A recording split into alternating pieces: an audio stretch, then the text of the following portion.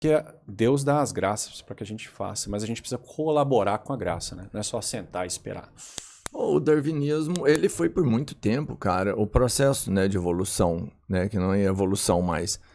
Ele foi muito aceito e quase não existia, vamos imaginar assim, como refutar, é um termo que a gente usa hoje em dia, o que acontecia ali. Como que a gente faz para refutar hoje, então, o processo de adequação, não de evolução? Você diz quais seriam as minhas... Porque são duas correntes diferentes. Você tem um que é o criacionismo e o outro é o evolucionismo. Se um é o predominante, onde ele passou a ser mais válido do que o outro? Onde o evolucionismo hoje não é o mais aceito? O que foi que você descobriu de falha nele? Aí que tá o problema, né? Como eu sempre falo nos meus vídeos, a palavra evolução ela é equívoca, ela tem múltiplos significados, sabe? Então, as pessoas têm que tomar muito cuidado, porque eu não estou dizendo que tudo que está sendo dito na teoria da evolução está errado, né? Então, por exemplo, o fato que existem variações em populações, né? Por exemplo, o exemplo clássico lá dos tentilhões de Darwin, né? Você tem variação nos biquinhos, né? Tamanho de bico das aves, né? Isso é inegável. Se algumas aves têm um bico que é, sei lá, de novo com o exemplo clássico, você tem uma ilha em que as sementezinhas são mais robustas, mais espessas, e você tem uma população de tentilhões com variação no tamanho do bico, e os animaizinhos que têm os biquinhos mais fortes, maiores, conseguem quebrar essas sementes com maior frequência, e por qualquer razão aquela semente passa a ser a comida primária ali na ilha, tá? Por qualquer que seja, as outras extinguiram, ou teve um enchente, só sobrou daquela planta, só sobrou essa comida, você ou come daquilo ou morre. Se houverem, né, se a característica do tamanho do bico for herdável, né, for passada para a geração seguinte, né, dois pais com bico grande têm maior tendência a deixar um indivíduo com um bico grande também, é igual dois pais altos tendo um filho alto. Então, não há problema de se aceitar que a frequência no número de indivíduos com o bico grande vai aumentar, porque eles estão sobrevivendo mais, estão reproduzindo mais, deixando mais descendentes. Então, se a gente define evolução por isso, então todo mundo é evolucionista, porque negar isso realmente é impossível, tá? Agora, o que está sendo dito muitas vezes não é só tamanho de bico, né? É que se você permitir que esse processo continue por milhares, milhões de anos, eventualmente essa população de tentilhões pode virar outra coisa. Tuiuiu. Ou, no caso, ainda um réptil, né? Ou foi o contrário no caso da evolução, né? As aves supostamente evoluíram a partir de répteis, né? Então, para você fazer esse salto, né? Porque se você pegar uma pessoa comum e dizer, você acha que variação em tamanho de bico pode, né, junto com outras pequenas variações, acumularem ao ponto de você gerar uma ave a partir de um animais parecido com lagartos, intuitivamente ela não vai te falar que não. Então, para você convencer alguém de que isso é possível, você tem que me dar evidências concretas de que as causas ali evolucionistas são capazes de produzir esse tipo de transformação. E aí, quando eu observei, né, tirando aquele viés que eu já tinha, porque você aprende na universidade continuamente, né, tudo você estuda com esse viés, né? Inclusive, eu lembro numa aula de genética, o professor falou, aqui, ó, não interessa a religião que você tem, aqui dentro você pode colocar ela de lado, você pode acreditar se você quiser, mas aqui dentro é evolução e ponto, tá? Como é que você vai colocar isso com Deus no meio é problema seu, mas aqui nós estamos trabalhando com evolução. Mas na hora que você... será que é isso mesmo, né? Porque você nunca pensa, né? Se você é constantemente martelado que aquilo ali é fato, aí que você dá um passo para trás e dá uma olhada, cadê a evidência, cara? Dessa gradual transformação de uma coisa em outra. Não as pequenas variações em caracteres já pré-existentes, mas a transformação de um organismo em outro. Qual é a evidência disso? Aí eu não me convenceu mais. Entendeu? Aí eu falei assim, não, pera lá, isso aqui tem alguma coisa errada. Aí eu... Uma escama não vira pena. Acho que não. Não, porque padrão, tem um artigo que fala que dava, mas já... Enfim... são duas estruturas com um padrão de desenvolvimento diferentes. Tá? Mas aí que tá o problema, né? Pro ateu de YouTube, ele vai ver um cara que tentou explicar a evolução da pena a partir da escama, ele vai dar uma hipótese e o cara vai achar que, portanto, aquela hipótese já é uma prova. Entendeu? Ele vai te falar, mas tem um artigo tal em que o cara fala que a pena pode evoluir da escama. Logo evoluiu da escama. Não, o cara propõe uma possível caminho evolutivo pelo qual a pena evoluiu. Entendeu? Então tem que tomar muito cuidado na literatura científica. Era isso que eu não percebia. Porque tá tão ali misturado as conclusões com as premissas e tudo, né? Muitas vezes o cara não tá te dando uma demonstração. Olha, eu fiz uma manipulação genética aqui, fiz uma semipena aparecer aqui a partir da escama. Não, ele tá propondo coisas baseadas às vezes em comparação de genes, mas não uma demonstração, entendeu? Pô, deve ser assustador, né? Você estudar aquilo uma vida inteira, uma faculdade, 4 anos, depois faz um mestrado, e de repente tudo que você viu lá, você fala assim, cara, foi difícil. Não é assim. Foi difícil. E olha, é isso que eu falo, as pessoas, mais uma vez, calúnia, né? Falam, você abandonou a ancestralidade comum, por assim dizer, total, né? A ideia de que a vida surgiu numa poça e a partir dessa primeira vida tudo evoluiu, né? Aos poucos. Porque você se tornou católico, o seu catolicismo. Não, cara, tem muito católico que abraçou o evolucionismo, tá? Eu nem gosto de falar sobre isso, porque as pessoas dão a entender que o catolicismo autorizou o evolucionismo, né? Mas você tem pessoas de grande autoridade na igreja que, enquanto pessoas privadas, não enquanto representantes da igreja, acham que o evolucionismo é compatível, tá? Então eu poderia facilmente, no mundo moderno, ser um católico evolucionista, tá? Eu não queria abandonar a ancestralidade comum, porque eu dediquei a minha carreira a essas ideias. E eu gostava disso, eu achava uma ideia fascinante. Então, no meu primeiro momento, eu estava tentando a todas as custas colocar essas duas, o catolicismo e a filosofia tomista também, junto com a evolução. Inclusive, eu desenvolvi ideias de como poderia ter um processo filosófico com uma metafísica tomista, né?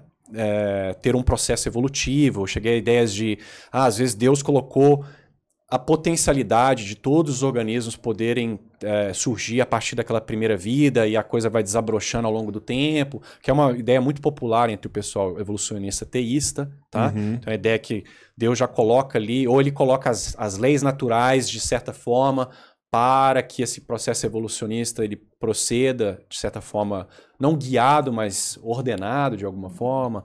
Ordenado é guiado, né? Mas é tão, enfim. Então eu tentei todas essas alternativas. Não foi assim, a igreja me falou, evolução é errado, Rômulo, nossa, Não, foi um processo. Eu fiquei 3 anos, não, 3 anos é um pouco demais. Fiquei meses e mais de 1 ano estudando, tentando encaixar, estudando filosofia aqui, bolando as minhas próprias formas de conciliar essas duas coisas. Foi só quando eu vi que não dava mesmo, e a evidência biológica não apontava para isso. Por exemplo, o registro fóssil. Né?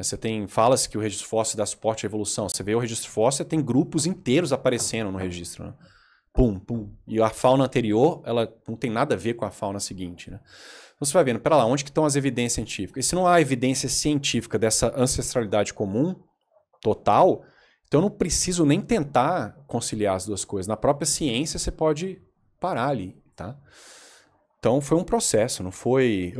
Jesus falou que eu tinha que parar de acreditar na evolução. Entendeu? Eu acho que isso virou a maior treta da internet hoje, assim, sabe? É uma treta infinita. Os evolucionistas e os criacionistas, cada um querendo provar ali seu ponto de vista de uma forma... É uma treta maior que a treta da maromba, que pra mim a treta da maromba era a maior da internet, né? Mas essa hoje ela superou total. O problema é que eu não vejo ninguém conseguir provar 100%, entendeu? Ninguém consegue provar 100%. Acho que o cristão ele não consegue virar e falar aqui pros ateus, toma aqui, tá Deus aqui, ó, olha aqui, o que você queria. Mano. Do mesmo jeito que o evolucionista, né, não consegue virar e falar assim, tá aqui, ó, toma a vida aqui. Olha aqui, a vida surgiu. Acabei de fazer a vida, tá vendo? Eu faço a vida pra você ver no sofrimento. Eu discordo. É porque agora eu aprendi a fazer isso. Você acha que nenhum consegue provar. Eu acho que tem hora que os dois provam que tá 100%. Sabe? O ateu vira e fala assim, eu te provo 100%. Vem aqui, senta, conversa com o cara E dependendo da pessoa, ele prova 100%. E o outro também consegue provar chegar na origem, eu falo chegar na origem. É persuasão, né? Eu falo a prova de chegar na origem, assim, né? É o que eu penso, cara. Olha, eu acho que... Uma aguinha aqui pra você. Obrigado. Eu acho que o ônus da prova, nesse caso, é com a teoria, né? Então, veja, durante grande parte praticamente durante todo o período... deixa eu pensar. Sempre tiveram duas vertentes de pensamento que uma, de certa forma, pode-se dizer que é evolucionista. Já começa lá nos pré-socráticos, tá? Mas, pegando aí, né? O cristianismo, ele era predominante no período medieval e antes, né? Desde lá, né, de Constantino. Então, a visão tradicional é que Deus é o criador das coisas. E é o que eu falei, a ideia evolucionista, ela, à prima facie, né, em primeira vista, ela é extremamente contrária à razão. Porque você achar que uma ave, né, que está aí, um bicho, um falcão peregrino que voa a 300 km por hora, tem uma visão extremamente potente, consegue mergulhar e pegar uma presa no meio do voo e voa com um voo mais dinâmico que uma aeronave construída por um homem. E você dizer que esse organismo surgiu por causas aleatórias e seleção natural ao longo do tempo, isso é a prima facie absurdo. Então, para você me convencer, qualquer pessoa, se você pegar até uma criança de 5 anos, se ela olhar, você perguntar para uma criança, você acha que esse animal ele é um produto de algo inteligente? Você acha que ele veio desse jeito? Ele é uma ave, ela tem um propósito, um fim, ela foi projetada dessa forma? Ou foi um processo natural, gradual, antes essas populações de aves eram répteis? A criança ou o adulto vai falar assim, não, pera lá, isso é estranho. Então cabe ao evolucionista te dar, e eu não preciso nem falar nada de criacionismo, eu falo assim, ó, eu tô neutro nessa, tá? Para mim, eu vejo aves, elas permanecem aves, eu vejo a ave se reproduzindo, ela dá a luz a uma ela bota o ovo, né, e tem uma ave, eu vejo cavalos dando a luz a cavalos, etc. Então você tem que me convencer que cavalos, teoricamente, podem virar outra coisa. Vieram da ameba.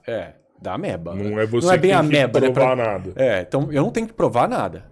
Não é bem ameba? Você que tem que me... Não, eles vão falar que a ameba já é algo que já está muito posterior, né? Mas era um Luca lá, né? Uma protocélula, né? Exato. A famosa protocélula aí, né? Que, de acordo com Miranda, surgiu assim, ó, facilmente, né? No quintal dele. Mas cabe o ônus da prova estar com essa galera, entendeu? E se você não me dá evidências concretas, né? Principalmente que essa galera usa o manto da ciência para te falar, não, eu estou do lado da ciência. Então eu não quero a sua imaginação, eu acho que é possível. Não, me mostra que é cabível de ocorrer. E tentilhão, biquinho de tentilhão não é argumento, não. Porque você tem que criar um novo organismo, não é? O bico já está lá, variação já está lá, sobreviveu bicho com bico maior, agora eu posso acreditar que tentilhão pode eventualmente virar outra coisa. Não é assim que funciona, tá? Você sabe, tem nas teorias que eles têm lá, você passou por essas teorias, qual foi, tipo, o último ser vivo criado, tipo, de outra, uma mutação realmente? Porque para mim eu vejo como mutação, porque, vamos pensar, evolução para mim é natural, é o que você falou, o cabeleiro tende a ficar com a moça alta também, o filho dele vai nascer alto, vamos pensar que numa situação de conflito ou de escassez, ele consegue sobreviver mais e multiplicando os genes dele, vai nascer, vai chegar uma época que os homens serão altos. Ou ao contrário, o pequenininho é que está tendo facilidade de sobreviver, vai chegar uma época que você vai ter uma aldeia de pigmeus. Eu entendo isso. Para mim é fácil de enxergar isso. Fato é que, por exemplo, eu não vejo, por exemplo, um lugar que você tem homens altos ou pigmeus, depois de algum tempo a gente chegar lá e ter, por exemplo, sei lá, ele precisava de comer alto e o pescoço dele cresceu e ficou semelhante a um homem com um pescoço enorme. Você sabe qual foi o último ser vivo criado de uma mutação? Sabe, assim, esse cara era isso aqui e virou isso. Entendendo que todos vieram dos anfíbios ali, mas uma última transformação que aconteceu. Panorama evolucionista? Qual foi o último? Ou tudo veio em um momento só, tipo assim... Cresceu e foi virando um monte de coisa diferente, em um certo momento só. no paradigma evolucionista. Isso. Geralmente, no paradigma evolucionista, com Darwin, ele admite apenas mudanças graduais. Tá? E a razão disso é porque, exatamente, você tem um salto de uma coisa e outra, ou de um órgão aparecendo, para qualquer pessoa parece impossível. Tá? Então, Darwin, e a única variação que ele observa na natureza são pequenas variações. Né? Então, ele vai dizer que as mudanças elas são graduais e elas vão acumulando. Tá? Inclusive, esse era um grande problema da teoria dele, porque uma vez que, para ele, as coisas estão mudando gradualmente e transicionando o tempo inteiro, né? Não que haja um direcionamento, mas as populações estão mudando, evoluindo. Então você deveria ver na natureza animais em transição o tempo inteiro, populações transicionando.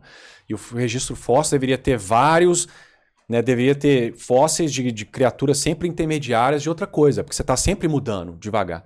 E ele não observava isso, tá? Ele observava grupos aparecendo abruptamente, tá? Isso não é invenção minha. Você tem a maioria das pessoas nunca leu a Origem das Espécies. Ele tem um capítulo inteiro tentando explicar o porquê que o registro fóssil não dá suporte à própria teoria dele.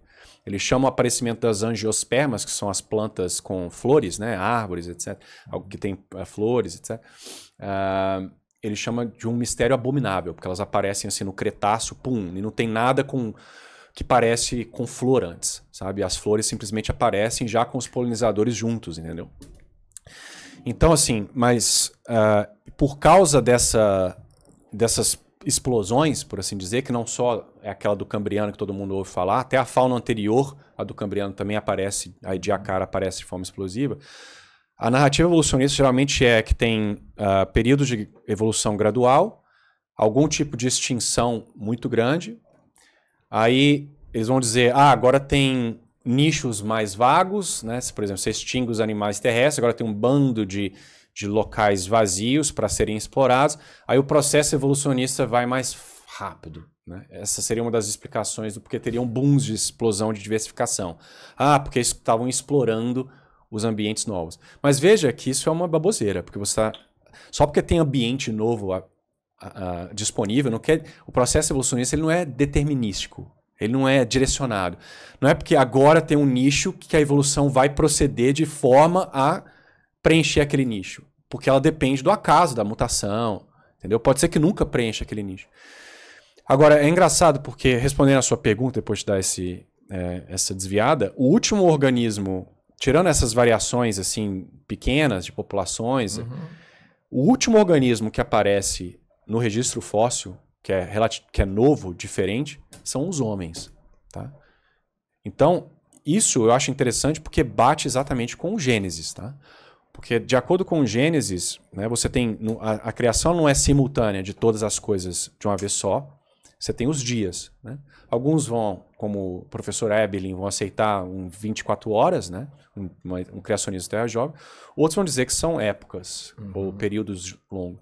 Então, a coisa não é... Ela tem uma progressão. Né? Primeiro as plantas são criadas, depois os animais. Então, há uma progressão. Então, o fato do registro fóssil ter animais ou organismos mais antigos serem mais simples e, progressivamente, organismos aparecerem que são mais complexos, não tem problema nenhum com uma visão de um cristão. Porque ele também acredita que houve uma progressão na criação. Né? O fato de haver essa progressão não quer dizer que uma coisa evoluiu da outra. Até porque elas aparecem assim, bum, alguns entram em extinção. Bum, entra em extinção. Entendeu? E no Gênesis, a última espécie criada é o homem. Né? Deus cria o homem. Adão, depois Eva. E aí ele cessa a criação. Na visão católica, Deus não cria mais nada. Ele cria o homem e ele descansa. Descansa do quê? Do ato criativo, de criar novas essências. E, curiosamente, tá, eu não estou dizendo que isso é um argumento para o Gênesis, estou dizendo que casa muito bem. A última espécie, por assim dizer, que aparece no registro fóssil é o homem. Entendeu? Foi a última das criaturas a serem criadas. É isso. Ao meu ver, sim. Agora, como eu falei, eu não estou dizendo que isso está provando a narrativa bíblica, tá? Tá. Antes que eu seja acusado. Só estou dizendo que as pessoas falam, eu só estou dizendo isso porque muitas pessoas falam que o registro fóssil não dá credibilidade à narrativa bíblica. Eu não enxergo isso, eu enxergo não vai, a Bíblia, obviamente, ela não vai fazer uma descrição de trilobita, de todos os animais que estão surgindo, né? Foi um livro escrito milhares de anos atrás, que tinha que servir para diversas populações que nada sabiam de ciência moderna, né? Mas é isso. Agora, você tem variações pequenas, né? Então, o evolucionista vai dizer que tem especiação, novas espécies surgindo a todo momento. Mas o que seriam essas novas espécies? Seriam esses exemplos, por exemplo, dos tentilhões. Ah, tem um tentilhão que colonizou uma ilhazinha, outro colonizou outra. Aí eles divergem um pouquinho, um agora tem um bico maior na média do que o outro. Ah, virou uma espécie diferente, entendeu? Eu, do ponto de vista filosófico, não chamaria isso de espécie. Mas, se quiser, do ponto de vista biológico, dizer, tá, é a espécie diferente, tudo bem. Mas, do ponto de vista filosófico, não é uma nova natureza, não é uma criatura distinta. É um tentilhão com bico maior. Você falou de distinção aí. Bom, vem um novo ser e, bom, tem uma extinção em massa, né? A gente tem estudos aí, eu achava que só tinha uma extinção em massa aqui, mas a gente já sabe que na Terra, pelo menos mais de 5, né? Quando a gente pensa em extinções em massa, talvez mais de 5, mas né, catalogada 5, e novos seres surgindo, eu fico tentado a imaginar que realmente pode sim surgir vida, porque se teve uma extinção em massa e sobra só um, ela pode evoluir em vários outros setores. Não só dos dinossauros, que foi a última, mas antes deles. É possível, então, sim, surgir uma vida e evoluir para várias outras, imaginando em várias extinções. Não, porque eu não enxergo isso. Você teria que mostrar mais uma vez como se dá esse processo, né? O que a gente observa, você teria que, para que a sua hipótese fosse verdadeira, você teria que observar no registro fóssil, tem uma diversidade grande de organismos. Aí há uma extinção em massa, sobram pouquinhos. Então, progressivamente no registro, a partir daquele pouquinho, você teria que ver uma diversificação devagar, transições contínuas, frequentes de organismos se tornando outros. Você não vê isso, você vê uma fauna desaparece, outra surge. Entende? Por exemplo, lá no... Entendi. Depois da extinção dos dinossauros, você tem um boom de mamíferos, por exemplo. Você tem um boom de aves, sabe? E então o evolucionismo ele não admite saltos, ele tem que ter um processo gradual, porque as mutações elas são diminutas, né? Algumas podem alterar coisas maiores, né, de acordo com o evolucionista, mas o processo ele é geralmente progressivo, né, lento. Mas é isso, cara. Basicamente, a argumentação evolucionista mais forte que convence as pessoas é simplesmente a questão da similaridade, que vocês já devem ter ouvido. Né, humano e chimpanzé têm um DNA muito parecido um com o outro. Então, a explicação mais plausível é que ancestral comum. Tem um ancestral comum, que tinha o DNA com essa, né, conformação, por assim dizer, né, e eles herdaram com pequenas mudanças. Mas aí você vê que quando o Darwin, praticamente todo o origem das espécies, porque ele não dá evidência empírica. A vasta maioria da argumentação dele é especulativa. E esse é um argumento favorito dele. Isso aqui parece com isso aqui. Por que Deus teria feito dessa forma? Por que Deus teria feito um chimpanzé com um DNA parecido com o do homem? Não que ele conhecesse DNA naquela época, né? No caso dele, seria a similaridade entre, sei lá, o membro anterior, né? Uma ave tem os ossos parecidos com o do morcego, mas a ave é diferente do morcego. Por que Deus faria assim? Então veja que não é um argumento biológico, é um argumento teológico. Ele está dizendo, a minha ideia de Deus, na minha ideia de Deus, ele não teria feito dessa forma. Logo, evolução é mais plausível. Mas isso é falácia, né? Você tem que me mostrar que o que você está propondo é plausível. Não o que Deus deixaria de fazer ou não deixaria de fazer. Não me interessa o que você acha ou deixa de achar. Ainda que a sua hipótese seja única, todo mundo seja ateu, ninguém acredita em Deus mais, então você não pode fazer esse argumento mais. Você tem que me mostrar como que se dá a transformação de uma população de primatas ancestral, né, que leva tanto ao homem ou chimpanzé, ou no caso das baleias, que é um exemplo clássico. Não basta você dizer, baleia é mamífero, tá lá na água.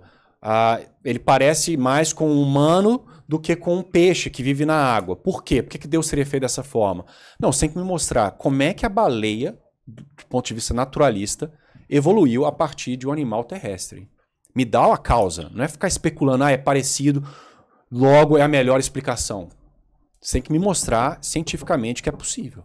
Cara, falando da baleia como mamífero, eu vi um negócio da baleia que, teoricamente, ele acaba com a tese da evolução. Que ela nasce